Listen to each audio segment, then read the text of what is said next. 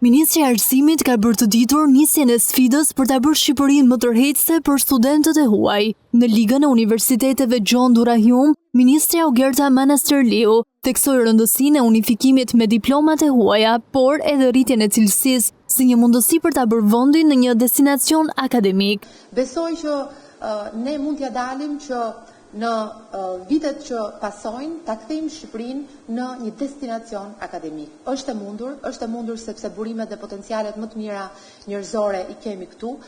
Besojmë shumë që kemi praktika shumë të mira për të ndarë me njëri tjetrin. Po punojmë fort për të patur një tjetër universitet prestigjioz europian, Universitetin Teknologjik të Kompjenjës, që do të hapi kampusin e tij në Universitetin Politeknik të Tiranës.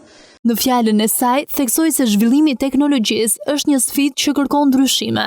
Duke krijuar mundësinë që arsimi i lartë të përgjigjet sfidave të kohës, të krijojë dhe të ndërtojë burime njerëzore të afta për të përgjigjur tregut të punës, jo vetëm atij kombëtar, por edhe atij global. Pra sfidat e arsimit të lartë sot janë të shumta. Për Manastirliu, kërkimi shkencor mbetet një nga shtysat e forta.